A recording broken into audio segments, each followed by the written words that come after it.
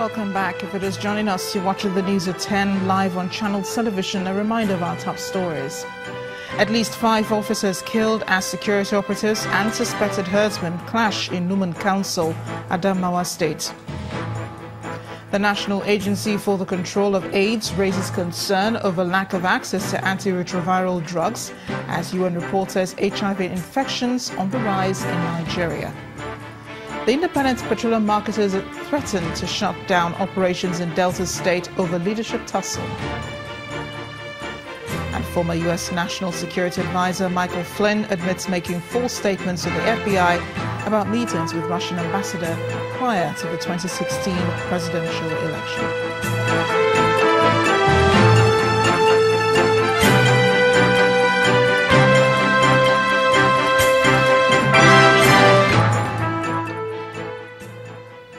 For more on our top stories and others, please visit our websites, channelstv.com and youtube.com/channelsweb.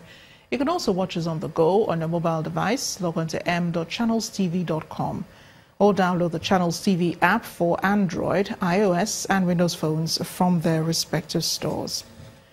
The Channels TV and Channels 24 app will give you access to news and updates. You also have the Eyewitness feature, so you too can be part of the news. Just install the app, then tap and swipe to reveal the menu and follow the instructions to share those pictures, videos or news of happenings around you.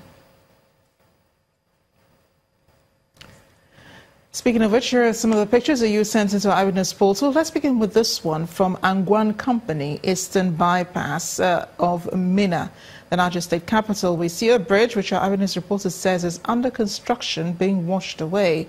He's raising concern over the delay in the completion of the project and pleads for urgent attention. Our next image is from Market Road, Gwagwalada in the Federal Capital Territory. It's an illegal dump site, which our Eyewitness reporter says is becoming an eyesore. He wants it cleared before it becomes an epidemic. We have this next picture from Kajala community along the Lagos-Ibadan Expressway in Ogun State. We see cables which our Eyewitness reporter alleges do not have current in them and have been like that for years. He wants men of the Ibadan Electricity Distribution Company to connect them to the national grid. Our final picture tonight is from the Lagos-Ibadan Expressway, showing people that Eyewitness reporter described. Well, we can see their uniforms. They're the Federal Safety Corps arresting a driver for improper conduct and wrong documentation. He commends the efforts of the Corps and wants them to do more, especially during this Yuletide season. Thank you for sending in those pictures and please keep them coming. The independent oil marketers in Delta State are threatening to shut down operations over the alleged cancellation of their election they failed to hold today. They're alleging that the election was cancelled by Governor Ifeanyi Okowa. Earlier, the independent oil marketers embarked on a demonstration to the headquarters of the Delta State Police Command in Asaba. The Delta State chapter of the Independent Marketers Association of Nigeria stormed the headquarters of the Delta State Police Command over the alleged plan by the Delta State government to stall the elections earlier scheduled for today, which did not hold in Asaba. Carrying placards with inscriptions that explains their grievance, they occupied the compound of the police, singing songs of solidarity.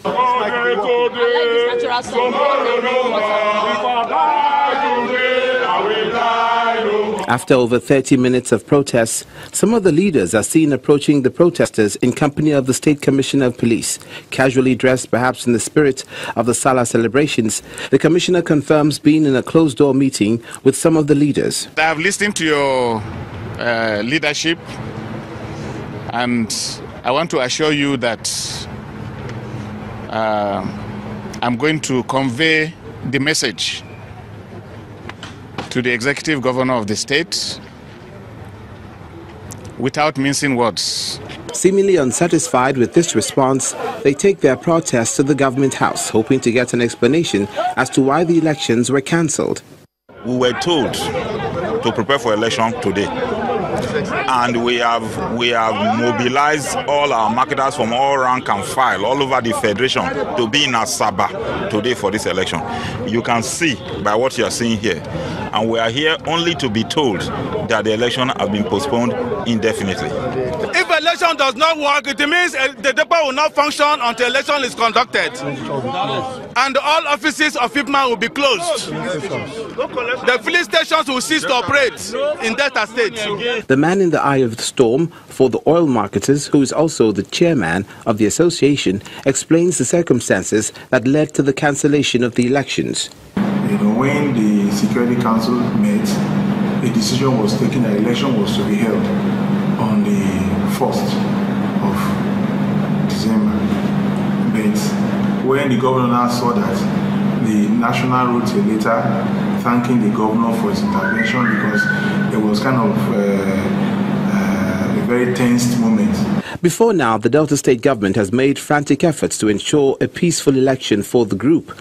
These issues formed part of the discussions at the last Security Council meeting held at the annex of the Government House in Warri, Delta State. The tenure of the current chairman is coming to an end by next week, and they are planning their elections. What we try to do is to ensure that we have some talk with them to be sure that whenever the elections are conducted, it's done in a very peaceful manner. The oil marketers insist on shutting down operations since the elections did not hold.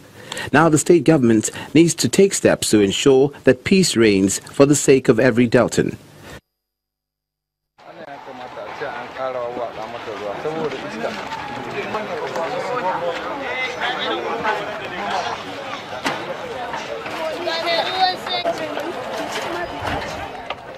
And this is what is left of the popular Pantaka Building Materials Market in Kaduna State following an early morning fire outbreak. About 1,000 knock-off shops were razed while some of the traders made efforts to quench the fire. Eyewitnesses we spoke to said the fire was caused by a spark from one of the shops in the market before spreading to the entire market, destroying property worth millions of naira. The Pantaka market is the main hub of building materials in the state capital, but has been reduced to a heap of ruins with virtually everything inside completely burnt. Traders blame the extent of damage done on the late arrival of the fire service officials. The controversy trailing the return and reinstatement of former chairman of the Presidential Task Force on Pension Reforms, Abdulrasheed Maina, is not yet over. As senior advocate Femi Falana is throwing shades at the Attorney General of the Federation and the Minister of Justice. Mr. Femi Falana, the Attorney General and Minister of Justice, Abubakar Malami, blamed him for meeting with the dismissed Abdulrasheed Maina. I was worried for our country that the Attorney General, the Chief Law Officer of a country, travel out of the country to hold a meeting with a fugitive from the law. Not just a man who has been declared wanted by Nigeria, by the international police, Interpol. You expose Nigeria to ridicule. If these guys are looking for this fugitive from the law, how come the chief law officer of that country is holding meetings with him? And the state security service of the country